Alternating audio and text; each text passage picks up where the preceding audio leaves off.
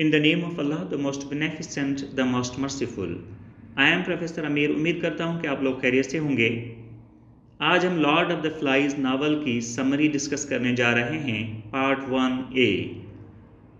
ये novel William Golding ने लिखा है।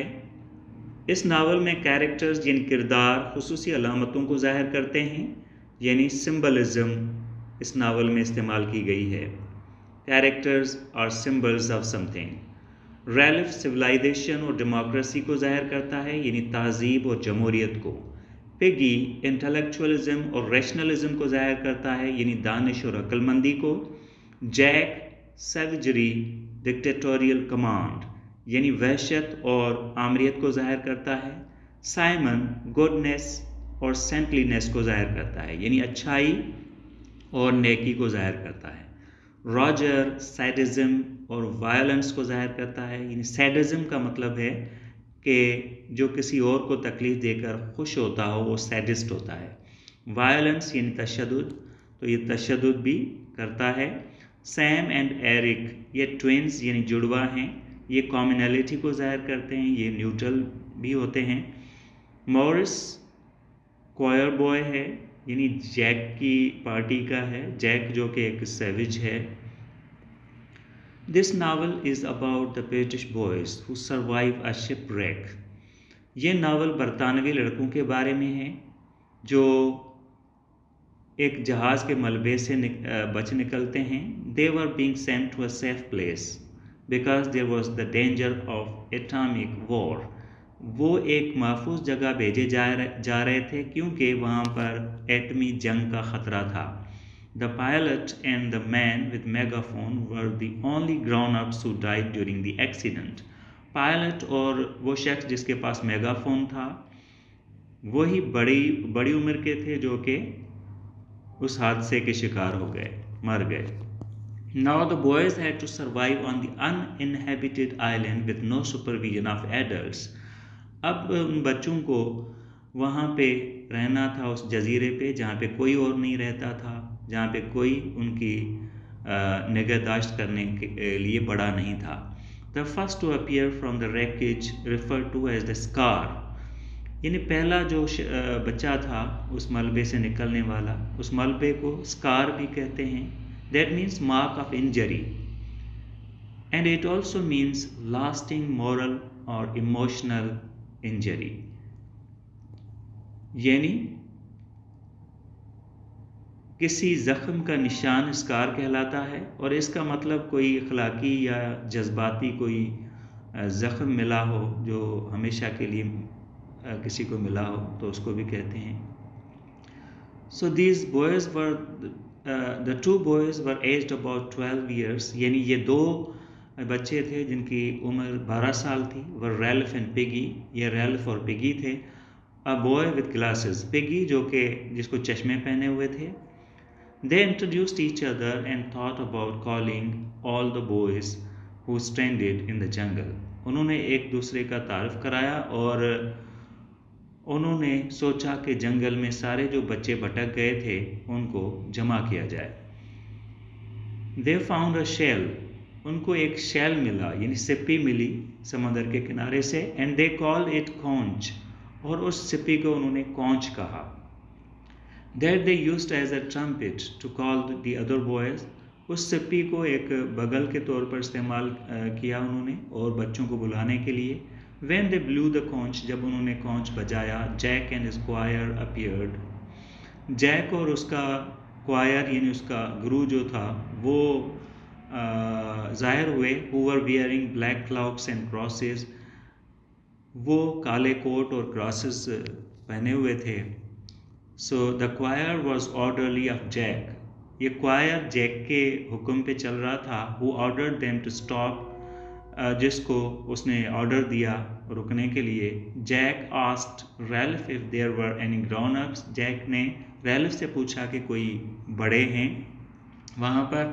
ही told him that he blew the conch to summon the boys, तो रैल्फ ने बताया उसको कि उसी ने कॉन्च बजाया था और लड़कों को बुलाने के लिए। And they wanted to choose a chief, और वो चीफ चुनना चाहते थे, अपना लीडर चुनना चाहते थे। Jack said flamboyantly that he should be the chief. तो जैक ने एक जारहाना अंदाज से कहा कि वो खुद चीफ बनना चाहता है और उसको चीफ होना चाहिए. When all the boys gathered at one place, जब सारे लड़के एक जगह पे जमा हो गए, they were asked for choosing their leader. उनको कहा गया कि वो अपना लीडर चुने. Ralph got more votes and became the chief. Ralph ने ज़्यादा वोट्स हासिल किए और वो चीफ बन गया. He assigned the duty of hunting to Jack and his choir boys. यानी उसने जैक और उसके क्वायर को शिकार का काम दिया. And others were assigned the duty of making fire on the mountain. और जो लड़के थे उनको पहाड़ी पे आग जलाने का काम दिया गया. That could serve as signal to the passing ships. जो कि गुजरते हुए जहाज़ों को सिग्नल देगी, यानी उससे धुआं उठेगा और धुआं सिग्नल के तौर पर काम आएगा. That might rescue them. वो उनको बचा लेगा. So they were also assigned the task of making shelters.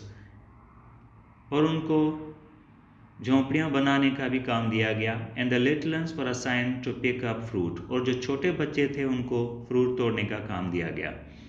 They were happy that there was no adult supervision. वो खुश थे कि वहाँ पर कोई भी बड़ा नहीं था उनके निगहदाश्त के लिए. So they could live freely.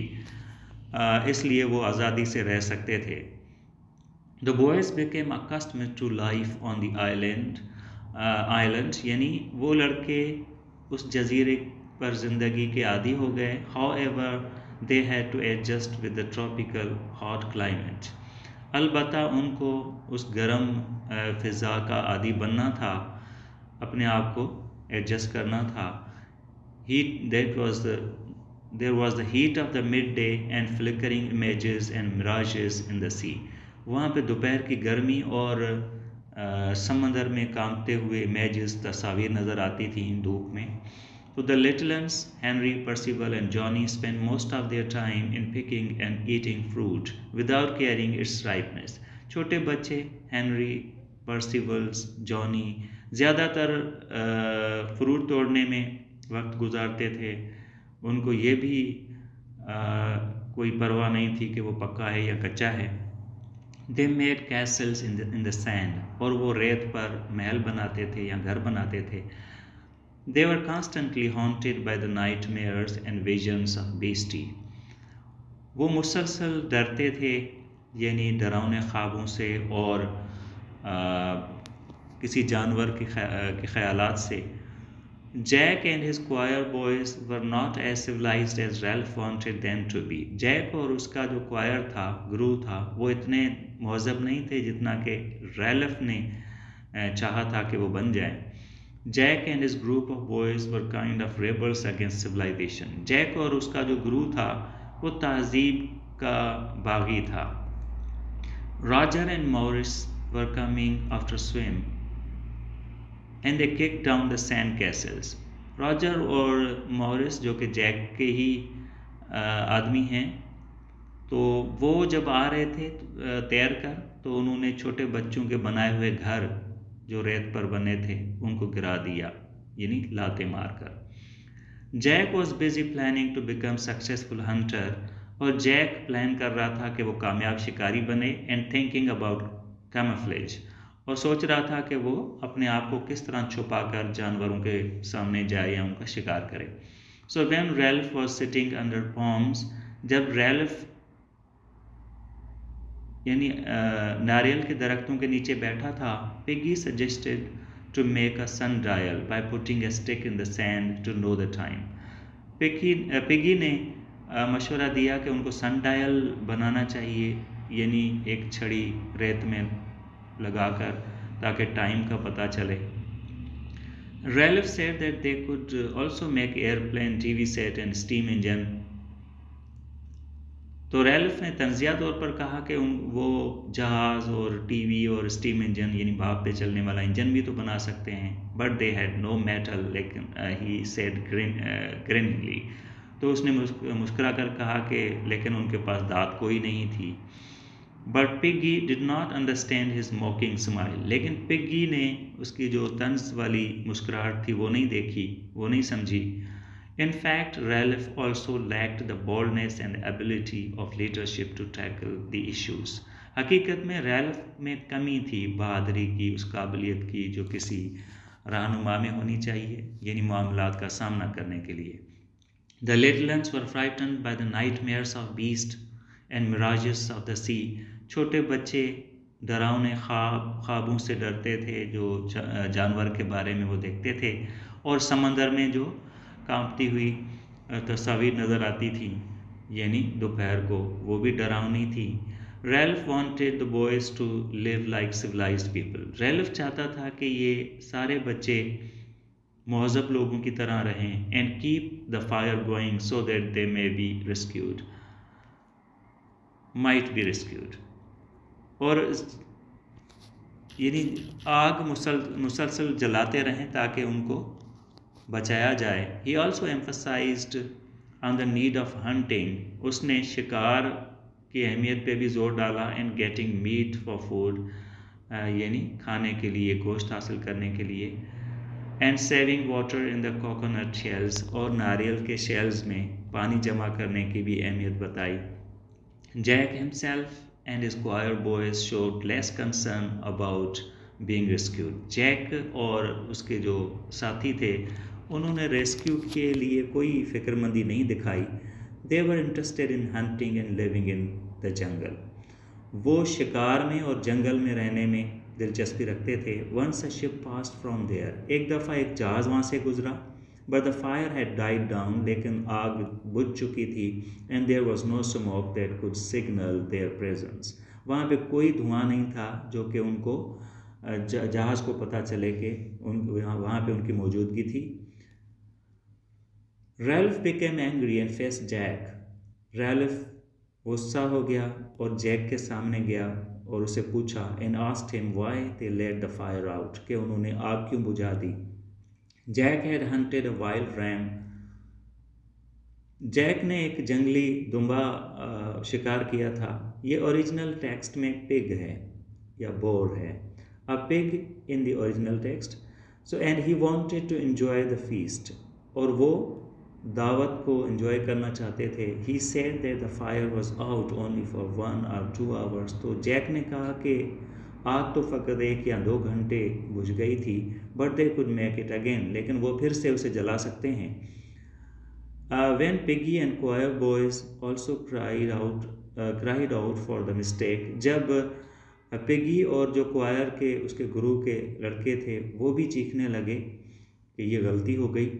Jack became angry. Jack को गुस्सा आ गया and he gave Piggy blows in his stomach and head. तो उसने पिगी को पेट में और सर पे मारा।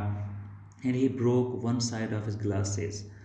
और उसने उसके चश्मे की एक साइड भी तोड़ दी।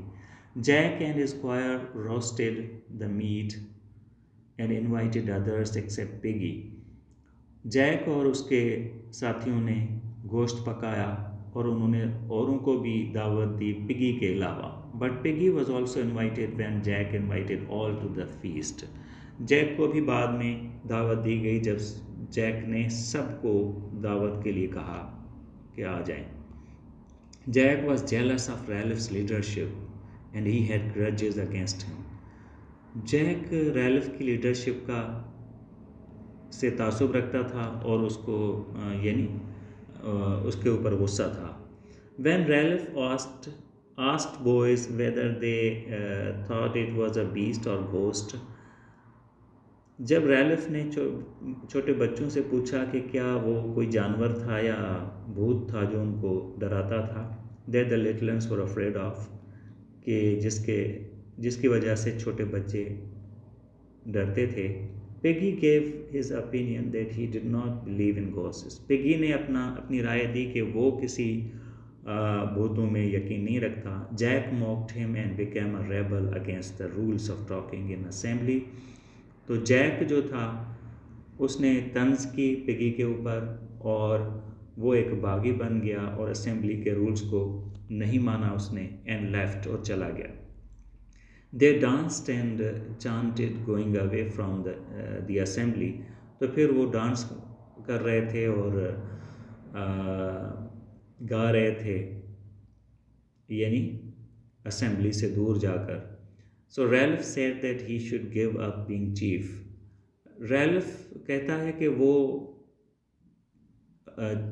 यानी अपनी सरदारी छोड़ देगा, लीडरशिप रहनुमाई छोड़ देगा। लेकिन ये रैल्फ जो है ना लैक ऑफ कॉन्फिडेंस दिखा रहा है। Piggy told him to understand Jack's grudges against his leadership. Piggy ने उसे कहा कि वो समझ ले किस तरह जैक उसे यानी तासुब रखता है और उसे नफ़रत करता है। Ralph responded as if he was unaware. Ralph ने इस तरह जवाब दिया जैसे उसको कोई पता ही नहीं था, यानी उसे समझ ही नहीं थी कि जैक के अंदर में क्या है, यानी जैक क्या सोचता है उसके बारे में। When Sam and Eric were on duty making fire on the mountain, जब सैम और एरिक ड्यूटी पर थे और वो पहाड़ी पे आग जला रहे थे, they saw something that was actually a figure hung with dangling limbs beneath a parachute। तो वो असल में एक पैराशूट में जो डेड बॉडी थी वो थी, जो कि उनको ऐसे नज़र आया कि जैसे कोई टांगें लटक रही थी और कोई, क्योंकि उससे टांगें लटक रही थी, वो डेड बॉडी थी और उनको ये लगा कि ये कोई बीस्ट है। They took it for a beast. उन्होंने समझा कि ये कोई जानवर है, यानी जानवर था। So they told Ralph that they had seen a beast. उन्होंने रैल्फ को बताया कि उन्होंने जानवर देखा था। So they informed all the others about the danger. उन्होंने सबको ख़तरे के बारे में बता दिया। And Jack was ready to kill the beast. Jack तैयार हो गया जानवर को मारने के लिए। The little ones were left behind with Piggy. छोटे बच्चे पिगी के साथ पीछे छोड़ दिए गए। They went to the other side of the mountain in search of the beast. वो पहाड़ी की और तरफ गए उस जानवर की तलाश में। And they were in excitement of the exploration instead. लेकिन उसके बजाय कि वो उसे जानवर का शिकार करते, वो वहाँ पे जब उन्होंने एक्सप्लोर किया, आगे का हिस्सा देखा उस जजीरे का, तो वो और खुश हो गए। So they saw wild ram and followed it. उन्होंने एक जंगली दुम्बा देखा और उसका पीछा किया, यानी पिग देखा और उसका पीछा किया। Ralph flung his wooden stick at it. तो रैल्फ ने अपनी जो लकड़ी की छड़ी थी वो उस पर फेंकी। And injured it at the मजल। और उसको मुंह में जो है वो ज़ख्मी कर दिया। Ralph felt proud of his marksmanship. तो रैल्फ ने फ़ख्र किया अपने निशानाबाजी पे। They played a game wherein Robert acted as ram to be hunted by other boys and Ralph set up. यानी उन्होंने एक गेम खेली जिसमें रॉजर एक रैम बना, यानी पिग बना, और बाकी जो लड़के थे उन्होंने उसका शिकार किया और रैल्फ बैठ गया देखने के लिए। Jack went up the mountain in search of the beast. Jack पहाड़ी के ऊपर गया उस जानवर की तलाश में। And saw a thing bulging on the mountain. और उसने भी वो चीज़ देखी जो कि फूल रही थी पहाड़ी पर। वो असल में पैराशूट का जो कपड़ा होता है वो इस तरह फूल रहा था हवा में। Ralph advanced to see the ape-like thing sleeping its head between the knees, और उसने देखा कि एक कोई बंदर जैसी चीज़ थी जो कि सो रही थी और उसका सर उसके घुटनों में लगा हुआ था। It lifted its head, holding towards them the ruin of a face, यानी उसने अपना सर उठाया और वो यानी एक चेहरा बदनुमा सा था जो नज़र आता था उसका। इन द डार्कनेस प्रेजेंटली, यानी अंधेरे में अभी जो था, द माउंटेन वॉज डिजर्टेड, अभी वो पहाड़ी वीरान थी। There were only 3 abandoned sticks and the thing that bowed. वहाँ पे फ़कत 3 कोई छड़ियाँ पड़ी थी और वो चीज़ जो कि वहाँ पे मौजूद थी। They return to Piggy and the little ones, वो वापस पिगी और लिटिल वंस के पास, छोटे बच्चों के पास आए, and told them that they had seen the beast, और उनको जाके बताया कि उन्होंने जानवर देखा था. So Ralph said that the hunters were not able, और रैल्फ ने कहा कि ये शिकारी जो हैं वो काबिल नहीं हैं. On the contrary Jack called Ralph a coward, उसके बरक्स जैक ने रैल्फ को बुज़दिल कहा. And asked the other boys if they wanted Ralph not to be the chief, और औरों से पूछा कि क्या वो जैक को चीफ नहीं देखना चाहते. सो देयर वाज साइलेंस, वहाँ पे खामोशी हो गई. And he said that he was not going to play any longer, और उसने कहा कि वो मज़ीद नहीं खेलेगा. And he left saying that others could join him if they wanted, और वो ये कहते हुए वहाँ से चला गया, और ये भी कहा औरों को कि अगर वो उसकी पार्टी ज्वाइन करना चाहते हैं तो वो ज्वाइन कर सकते हैं. अच्छा, रैल्फ कॉल्ड हिम, रैल्फ ने उसे बुलाया, but he said he refused to stay, उसने रुकने से इनकार किया. And went into the forest, और जंगल में चला गया. Ralph and Piggy decided to collect wood and kindle the fire again. Ralph और पिगी ने फैसला किया कि वो लकड़ियाँ जमा करके आग जलाएंगे फिर से. They found that Bill and Roger stole away and followed Jack, उन्होंने देखा कि बिल और रॉजर चोरी छुपे जैक के पीछे चले गए. ये जैक के ही फॉलोअर्स बनेंगे. Ralph was left with Piggy, Sam and Eric only. अभी रैल्फ जो है वो पिगी, सैम और एरिक के साथ ही था, यही रह गए थे, बाकी सारे जैक के पास चले गए. I think this video is useful to you. If you find this useful, like this video, subscribe my channel and press the bell icon for more videos like this. You can find the second part of this story in the next video. Thank you for watching. See you in the next video. Allah Hafiz.